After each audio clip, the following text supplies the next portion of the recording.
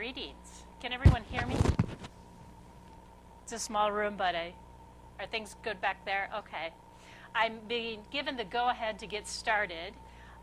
Thank you, first of all, for having me. My name is Ann Edwards, and I am a general pediatrician and chair of pediatrics at Park Nicollet. I practice in Brooklyn Center. For those of you who don't know where that is, it's essentially in North Minneapolis, and it's an urban immigrant community. I am also chair of the policy committee for the Minnesota chapter of the American Academy of Pediatrics, as well as chair of the Committee on State Government Affairs for the National AAP. And I'm here really in those roles to talk a bit about an advocacy journey, is what I'll call it. And as I started to put together this presentation, I realized just how long of a journey it has been. It's always felt that way each year it comes up, but really this has been going on for about 8-9 years. And that's about the time I, starting out in my career, decided I'd like to get involved in policy and advocacy with the chapter. And I will say this was not exactly what I thought I would be advocating for. It is not exactly where I thought I'd be spending the majority of my time, and yet I think there are some great lessons and passion about what we can do as people who work in academic institutions, people who work in the community, residents. This was really an all hands on deck effort. And the one other thing I'll say is I don't mind questions. In fact, the more engaged you are, interrupt me.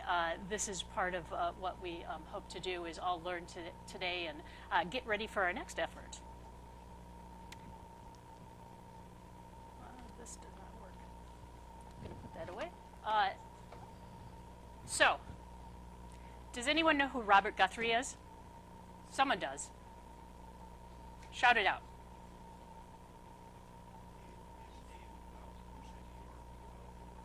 Right, he developed the PKU test. And so he says, no child should die or suffer disabilities if a simple blood spot can prevent it. And that's really the core of newborn screening. In Minnesota, this program started in 1965, so nearly 40 years ago. And over 5,000 children have been identified through this screening process in the state. And in 2013, over 134 children were identified early. So this really makes an impact. I have never practiced without a robust newborn screening program, meaning that we test for over 50 inheritable conditions that we can really help families with and identify before issues. It's core to what I do, is what I go out and tell people. So we do have some screening goals. And really, it's to screen all infants, because it makes no sense to say, well, I'm going to screen half or not all of everyone. We need to screen everyone. And again, it's to identify infants early when treatment and intervention can prevent the health problems and save lives. I'm speaking to an audience that knows this very, very well. It's kind of like of course, why wouldn't we? But it's also to ensure infants with abnormal newborn screening have access to early intervention, and to improve the systems, consistently look at how we can improve follow-up, reporting, and connection to all those services. This really is, it's run out of the Department of Health, but it's about connecting the dots for the entire population. So that's newborn screening. What's the story of newborn screening in Minnesota? It really starts in 2006. That's a long time ago. And it starts with something really called the Genetic Information Act of 2006. And this was an act passed at the legislative level in Minnesota that tried to define for us what genetic information was and how we would maintain privacy around that. And I won't get into the technicalities around that, but this is where we suddenly started to hear about newborn screening, DNA, baby DNA, and how this might impact our newborn screening. And from there, it becomes a story of real perseverance. One of humility. This is not an easy journey, and while we are all here as physicians and scientists and embrace this, this is not something that was always embraced by those who saw things differently and saw this through a privacy angle. But it's really a story of perseverance, where we all couldn't be deterred, and we still kept looking for a common goal. So from there, in the next 2 years, this is really what started to happen. At 10 o'clock one night, I got a call from our lobbyist at the time who said, "Tell me about newborn screening. What is this? Is this important to pediatricians?" I said, "Yes. Why are you calling me at 10 o'clock at night to ask?" "Well, there's going to be a hearing tomorrow. There's something about opting in or opting out, and should we be there?" Well, the answer is yes, right? We need to be there because our program is one where you have always been able to say as a parent, "I refuse this test." It's like any other medical test. They have, individuals have always had that choice. Certainly we hope that we communicate well as clinicians to partner with parents so they do make the choice to have the testing done. But there was a strong movement that began that started to say, well, no, we should actually have patients say, "I would like my child to have this, opt in." For obvious reasons, this is of great concern. Many people, if you think about having a new baby and just having gone through labor and you're sitting there and someone says, "Do you want this test?" I'm not certain you know what you want or where you're going. I mean, this is not the time to have the decision-making process. So for certain, this would have resulted in far fewer infants screened. And we actually know that because this has been done in California to some degree with some opt-in policies which resulted in fewer infants being screened as well. So we showed up the next day. I heard some very interesting testimony about the concerns, which were all privacy. It was all that we were going to collect a data bank of DNA, and not so much about what we would do to help the infants, but what we might do with that DNA, which included everything from just store it, do special tests, to actually create certain weapons that might be targeted against certain populations. And I say that because I wouldn't believe it if I weren't sitting across the table and hearing the testimony. And you know, that sounds concerning to us, but people really didn't understand the program. They didn't understand. Tom? It was parents of newborns that had privacy concerns. Yeah, it might have been, but this was a real concern, that it was unknown where these blood spots, where the data was being stored, and how people could access it. Of course, we all know here that it's a very secure, private process where blood spots are de-identified. I could never, as a general pediatrician, find a blood spot. I'm not sure what about the process. There are many, many safeguards in place, but I think that listening carefully at the time was really important to understand what the other side was really fearful of. And that's always important when we think about advocacy and we go up against something that seems, wow, from a Star Trek episode, when actually we need to take a step back and say, well, why and where and how do we start a dialogue? So in 2009 was another big year. Very big year. So these families that had been coming to the Capitol and really trying a legislative process, which is one type of advocacy, decided to try another type of advocacy. They entered the court system. And so 21 families filed lawsuits claiming damages for invasion of privacy and constitutional claims for governmental taking of their property on grounds that their children's blood samples were used in ways not expressly consented in language.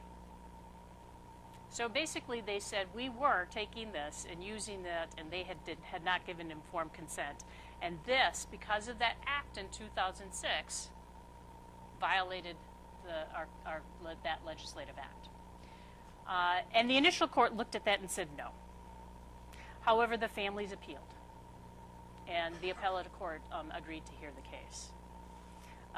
Again, this was another area where we suddenly said, this is not a group that's going to go away. They're very concerned about their children and their children's rights, and we need to listen carefully and be prepared to continue to have that dialogue.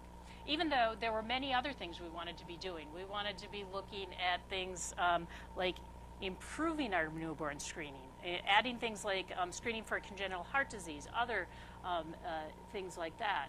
We wanted to be thinking about early intervention and early education and bullying and helmets for kids, all these other things that you kind of say, boy, we really want to be proactive and do. We constantly knew that our newborn screening was at risk. Which leads us to another piece of legislation. Again, if the newborn screening legislation wasn't working for the privacy advocates, other legislation was moving forward.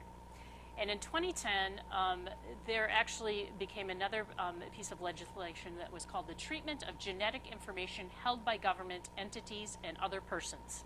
So you can see that they were taking the genetic language that was described in 2006 and really trying to say, okay, what does this mean by for the public health department? What can the public health department do? Well, the public health department is charged with improving the population health, and so really they were trying to define what personal privacy and what public good, where those lines would be drawn.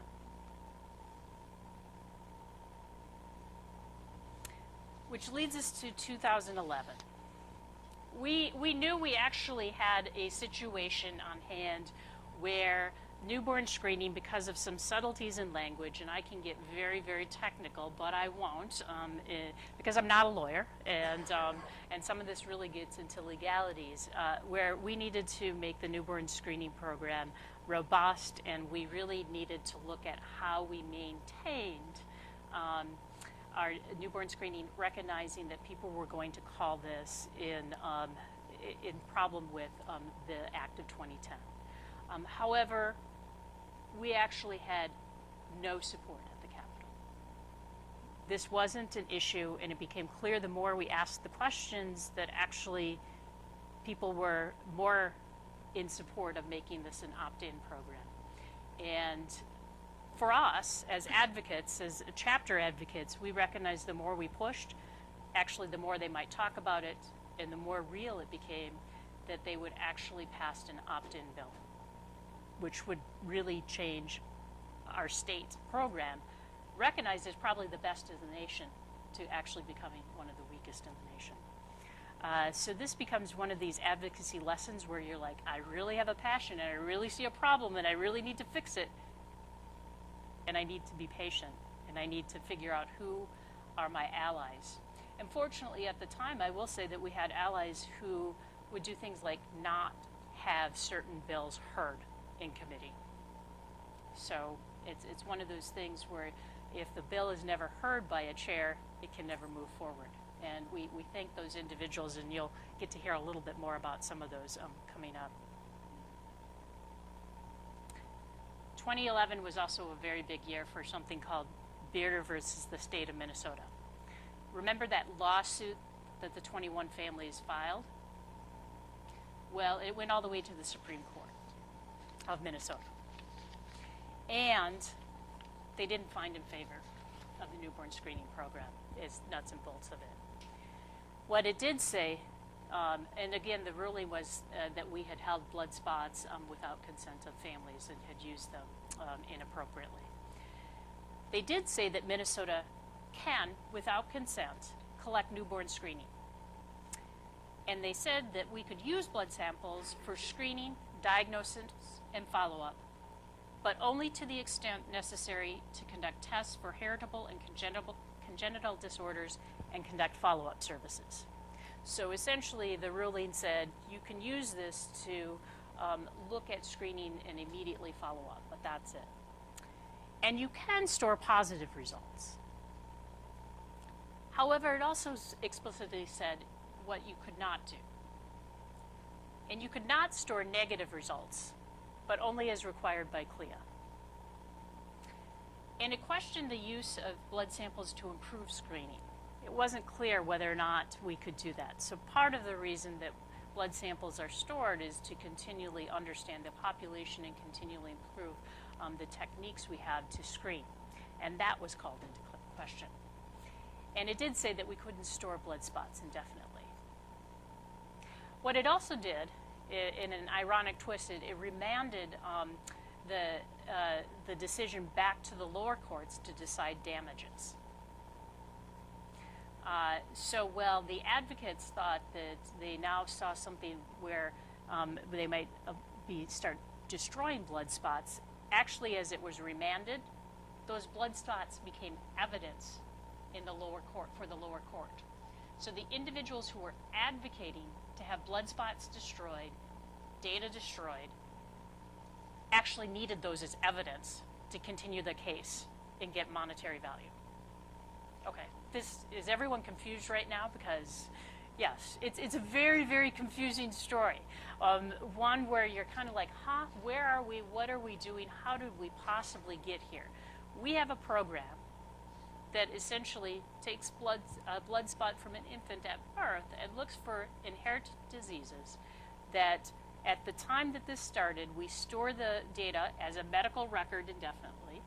We stored the blood spots indefinitely, which allowed us not only to maintain high quality, but also to go back as we develop new tests with informed consent of the parents to actually go back and pull certain blood spots to develop new tests. Again, with informed consent of the parents. No one could ever do testing without direct consent. So now all of this is in question. And all of us are confused, and all we know is this great program is suddenly very, very much at risk. So what happened in 2012? Well, we still had these same legislators, right, from 2010. It's a 2-year cycle in Minnesota. And so those individuals who were around in 2011 who didn't want to hear anything about newborn screening really didn't want to hear about it in 2012. But they had to take legislative action because now they had a court case. They had this genetic privacy case. The newborn screening program was called in opposition of the genetic privacy case, and they had to fix it by the courts. So they fixed it in this way. They passed a bill which said negative blood spots must be destroyed at 71 days. And all data must be destroyed at 2 years. Actually, they wanted that destroyed sooner, but CLIA doesn't allow that, so they actually had to allow it to be stored for 2 years. How many people see that as a problem? Hopefully everyone. Okay, so 71 days, I really remember when they proposed this and it went through because it was a very cold Saturday morning, and I got the email.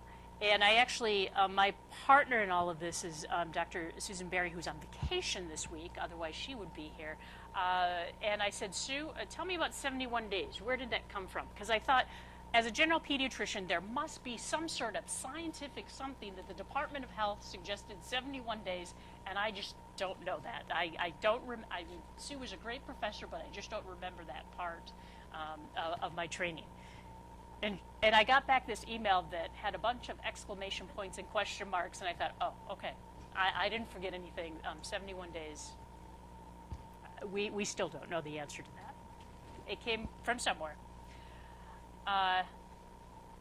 But this was now, we had taken what was the strongest newborn screening program in the country and made it the weakest. Only Oklahoma and Nebraska. And Nebraska might be called a special exception because they have some sharing with blood spots with neighboring states, but destroyed blood spots sooner. So in a flip of a signature, we really flipped the switch on newborn screening.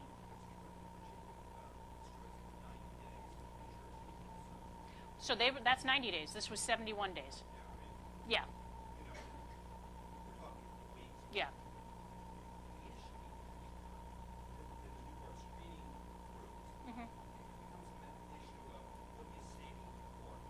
Yep.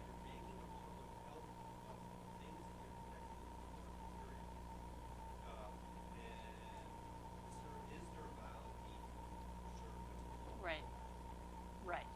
And that's exactly the case. Is there a need to preserve that and that became the dialogue around why.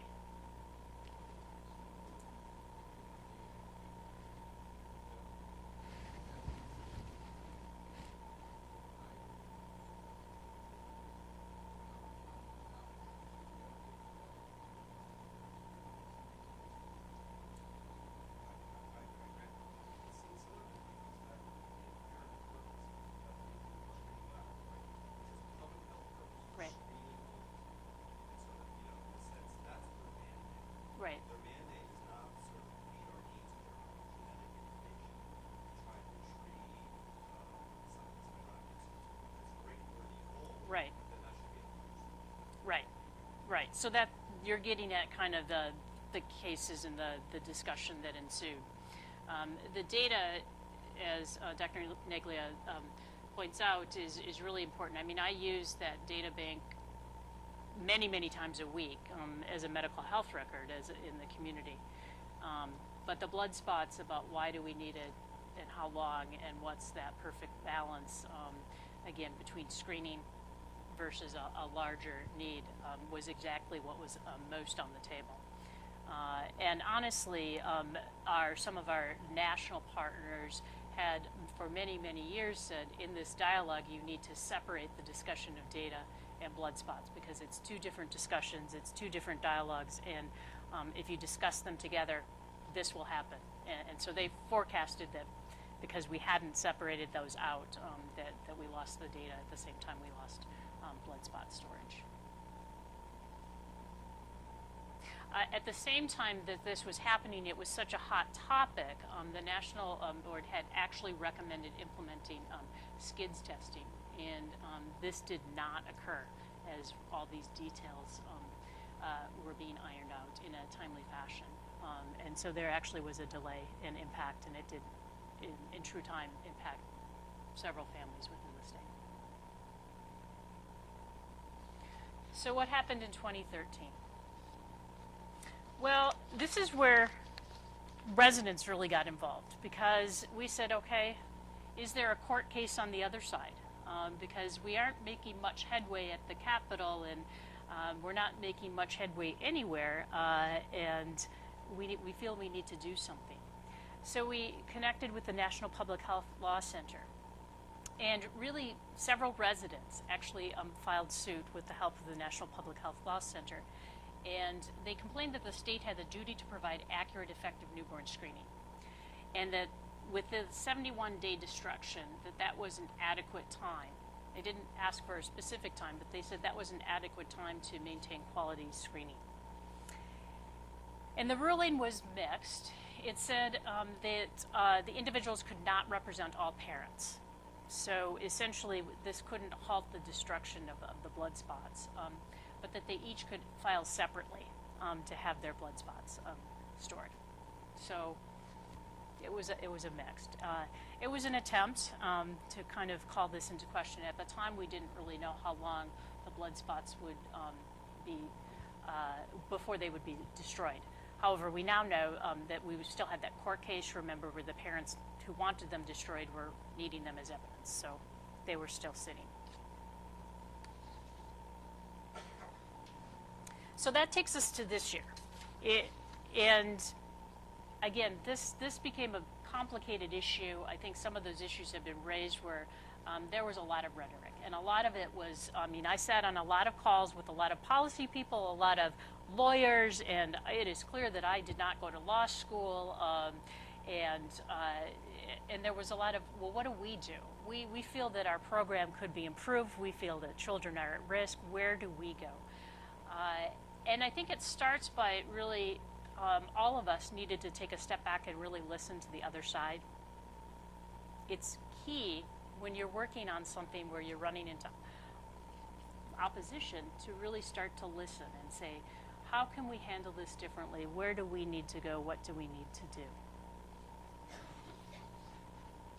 And so this is a little something called the off-season. I always think of the year, in my world, there's the on-season, and that's when the legislature is in session, and then there's the off-season. And the off-season is really where all the important stuff happens. First of all, we needed to decide, and by we I mean the chapter needed to decide, was this going to be a big issue? Or was this just something we had been working on for 6 years, and boy, we tried the courts, we tried over at the Capitol, we tried building support, and maybe this was just a dumb deal. We had to throw it on the table. Or is this something that we were going to say, no, we can do something about this? And the board decided yes. For many reasons. They decided that we were pediatricians. Who else was going to take this up? And it was the right time. There was an urgency around it. And we consider every issue around that. We consider, is this the time? Is there someone else speaking to this issue? or are we the group that should be leading this? So with the board's direction, we had to come up with an advocacy strategy and implement it. And that's easier said than done, because I think that an advocacy strategy on something so big it really takes some time and thought. It takes listening to the other side, but it also needs to understand what is your core message. What are we asking for? As you can tell, there's a lot of technicality, and it becomes really muddy really early. So we needed to decide what was going to be our message, what was our ask, and get everyone on the same page. But first of all, we needed to find some authors, because I can have a great idea for legislation, but if I'm not at the Capitol, I'm not an elected official, I can't move anything forward. And so early on, I want to call out Senator John Marty, who's from Roseville, and Representative Kim Norton from Rochester. And these were really the brave souls who said, yeah, we're willing to carry this bill. Again, this was not going to be an easy bill. This was not comfortable committee hearings. They knew what they were getting into. John Marty actually had been involved since 2006, so he and I had been sitting around the table for a long time talking about newborn screening.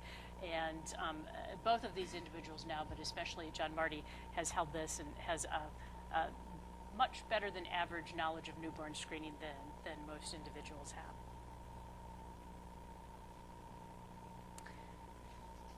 So as I started to think about, and we started to think about 2014, we really had to take a step back and say, what is advocacy? What is advocacy? Anyone dare to? We all say we advocate, right? But what do we do? Advocacy is speaking out on someone else's behalf. And I think that's really core, because we had to say, who are we speaking out on behalf of? Well, we're speaking out on behalf of all newborns. Because last time I checked, they can't vote. They really have other surrogates making all their decisions for them. But advocacy comes in many forms. So it comes as an individual. And this is really part of our role in this. And when we looked at this, is we said, you know what? We actually have to do a better job of talking to parents about newborn screening. We actually probably have an opportunity here. When you listen to the other side, we probably have not been as thoughtful or articulate or thought about new ways to really talk about why this is so important. And that's an opportunity that we need to educate people, and we need to help people understand why we do this. And we need to do that internally, especially as general pediatricians, because honestly, I took it for granted that this would just be around. I did. I didn't realize this would ever be at risk. It was core to what I learned.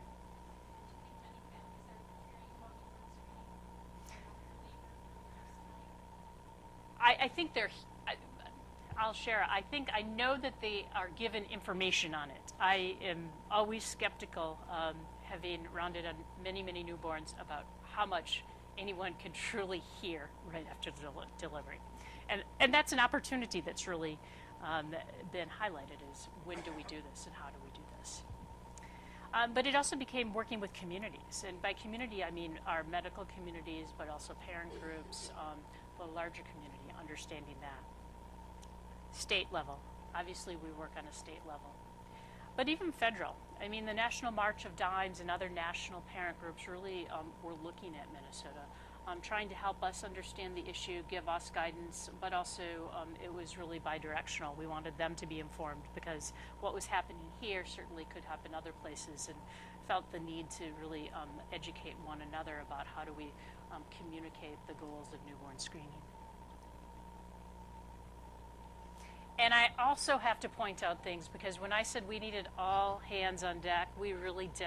And so everyone has an individual role, and you all know your skills, and I list many, many things here. It might be around individual patient advocacy. It might be that you get involved, which is a really great way. But it might be getting involved in your hospital base, schools, community boards. The power of media is really powerful. And we certainly used a lot of this. So just think about this as we're going through, as you're kind of saying, I don't know enough about newborn screening. Well, maybe this isn't you know, maybe you have a different role in this, because it really isn't going to happen with just one thing. It really happens by making a team.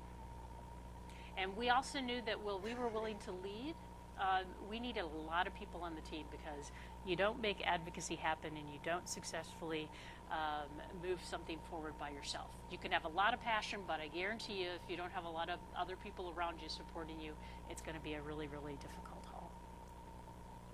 And so this is our coalition. And you'll see it's really children's hospitals in the areas, but key players like March of Dimes, American Heart Association, Saving Babies Through Screening. Really, we got everyone on board. And this took a lot of time. Because as you form a coalition, again, you have to decide, what are you asking for? And are you all asking for the same thing? Because if you also get a huge group of people together and you're all asking for a different thing when you go up to the Capitol, it's going to be confusing. And we knew that we couldn't take a confusing topic and make it even more confusing. So there were a lot of meetings.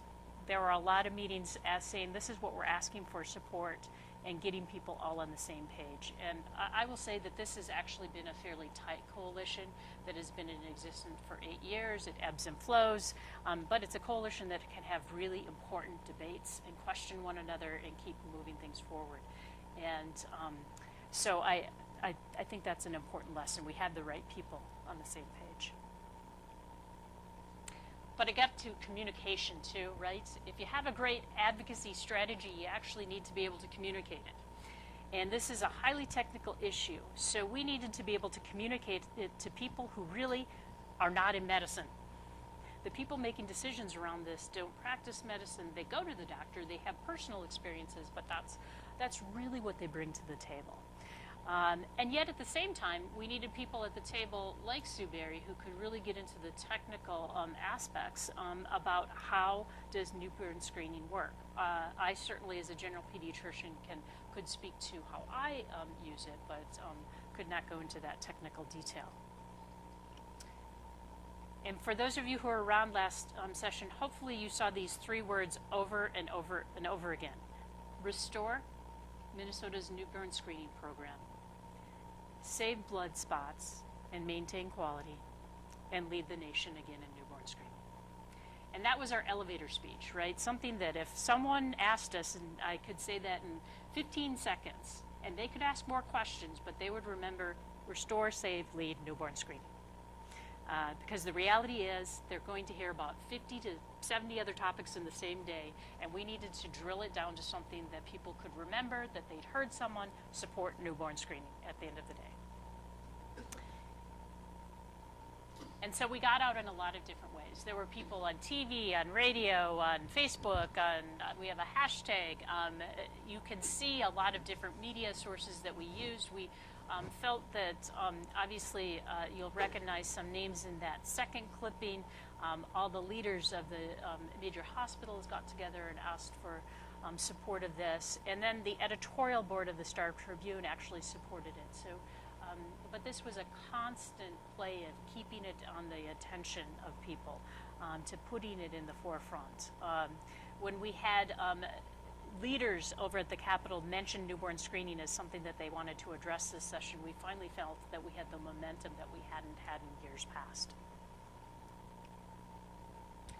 So in January 2014, this became even more urgent because the state settled the case of those 21 families, which meant that it laid the groundwork for the state to begin destroying data and blood spots within 120 days of the final ruling. So this hit right at the beginning of session, and it was just a reminder this was real, this was moving forward, this was not going to stop. Which leads us to this. These are the individuals that, for all the science we understand, for what we were trying to do, this was really not our story. This was really us allowing parents to provide their story. So there are 3 families that really took the lead on this. Stacy Nugent, she actually was one of those parents that the blood spots actually affected her. She had a child die of sudden unexplained death syndrome. She subsequently had a second child. as they're trying to understand this, actually became clear that the newborn blood spot from her first daughter would have been beneficial. The day she requested to have that, she requested, at her request, to have that blood spot pulled for further testing. It had been destroyed the day before. Carissa Olson is actually a parent whose 5-year-old son, Everett, has galactosemia. And Carissa almost didn't get newborn screening done because she had heard from privacy advocates all the concerns, and so she had elected not to. There was a nurse that she will say was pleasant, persistent, and powerful in her persuasion, who convinced her at the last second that, fine, I'll go ahead and do it. And it changed her life in a very positive way. And then Andrea and Paula Bastian. Andrea is a 21-year-old who lives with PKU. And this is a family that's long been involved, but really talked about how newborn screening saved their lives. And this became their stories. It became the story of others at the Capitol who had had similar experiences. It didn't become our story. And that is so key in advocacy, is understanding whose story is this really. So we had lots of testimony and lots of passionate testimonies, similar to years past.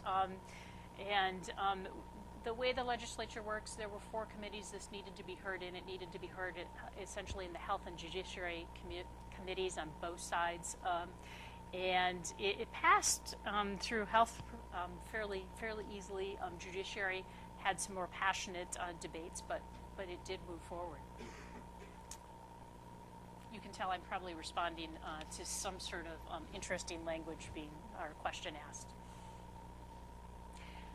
And it also hit perfectly because just as it was moving across committees, all of you who were there or will have the opportunity to go, we have a big PEDS day at the Capitol, and this is a little plug for this. This was perfect timing. So when we got over 100 people at Capitol to say this was really, really important, people said, wow, this is the one issue that pediatricians are coming to the Capitol for. And everyone will say a pediatrician is very well respected at the Capitol because you're actually asking for something not for you, but for the children. And everyone knows that. So we were successful. Close. Trust me, I was on a plane to Vancouver at the time that this was being heard on the floor, and I was getting live texts as I landed, which were concerning, but by fairly slim margins, it passed in both the House and Senate, and by May 6th, the governor, who actually in the off-season we learned would be supportive of anything put forward around newborn screening, signed this into law. There's Everett. Remember I mentioned him. And he convinced Governor Dayton that he needed to use the orange pen to sign the bill, at least for his copy, right? Because orange, I guess, is Everett's favorite color. But just some of our advocates that came together. On August 1st, 2014, the bill will go into effect. Essentially what it does is it restores newborn screening, allowing spots to be stored, data to be stored indefinitely. It does include more robust language about education, about really partnering with families to talk to them about newborn screening, what it offers, and how they can actually, if they choose not to have blood spots kept or data kept, how they can opt out of that. And I think that that's an important discussion that we continue to have, again, to understand what parents want and continue to build trust. So this is really a story of being vigilant, of listening, of speaking up and getting involved. Certainly we wouldn't have done this without everyone involved. So I really want to encourage everyone to listen. What's your passion? What do you want to do? Speak up, get involved. We need everyone on deck. With that, I'll open it up for questions.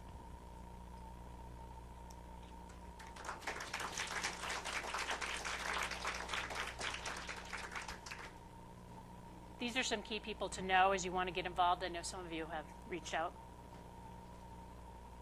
Questions, comments?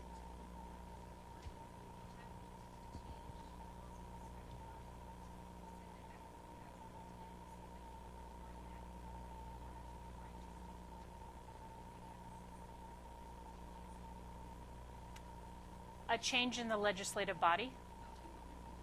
So it does, I didn't put this on, but one important piece of advocacy that I think is key is elections.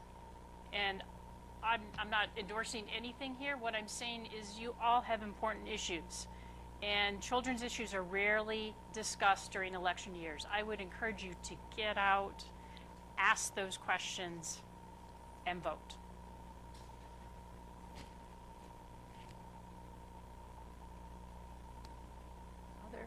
Everyone thoroughly confused. Go ahead.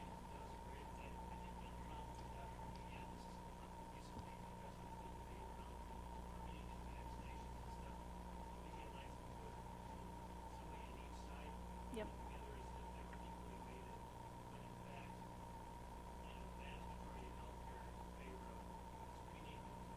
Yep.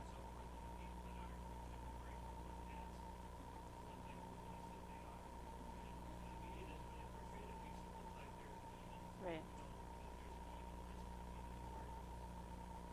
I think that's a real big challenge, and I think that when we communicated, one thing I didn't say is we needed to be very clear, and I think one of the potential mistakes we made in the past was we really kind of followed a squirrel all over the place. And so someone would say something that we'd be like, no, you can't say that, and we would reach out and try to respond.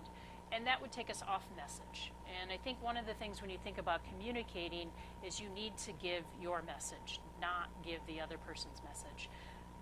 The example I give is so many times I see the phrase, immunizations don't cause autism. That's the headline. Okay, what are the two words you remember from that? Immunizations and autism. You've just relinked the two things that you want to oppose. So messaging is key.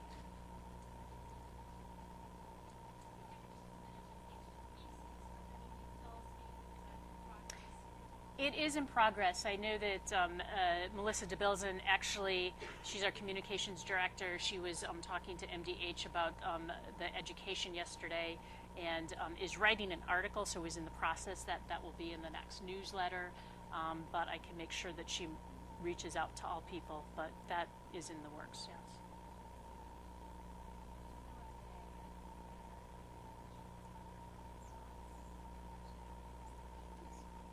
1.1 million.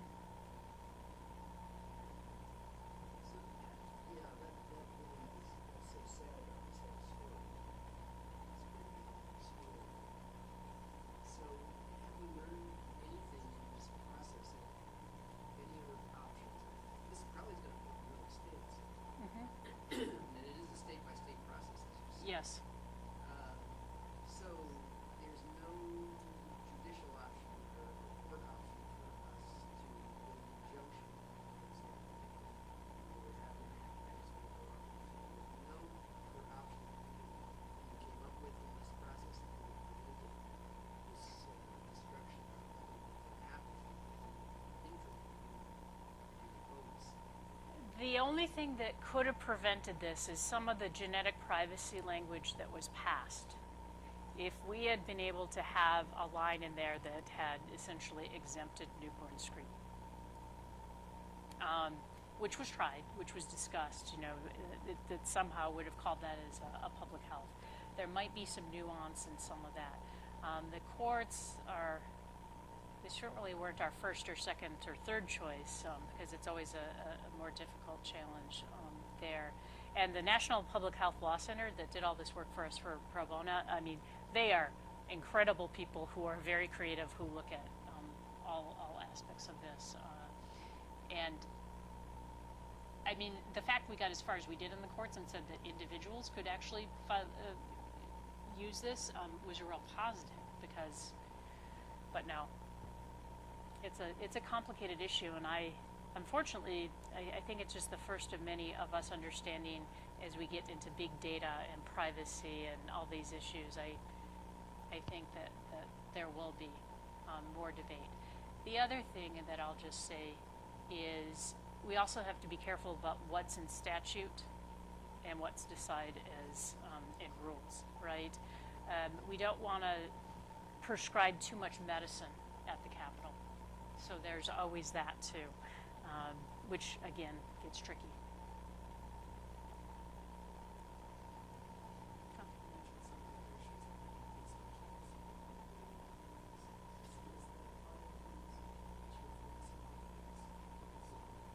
Thank you. You're like a plug-in. We actually have not set our agenda. Once we hit August 1st, I'm a little bit superstitious, but I'll feel a little bit better about where we are with newborn screening. But the next question is, we will be convening in September to do some preliminary work around what we should be working on. I could surmise what will be some hot topics, but I really much more prefer to hear from all of you. We won't be able to firmly set that until after the elections. I hate to say that, but the reality of the world is there will be some things that will be palatable to wherever the elections land us, and other things that we won't gain much momentum, or things that we will need to address because of the legislative makeup. So.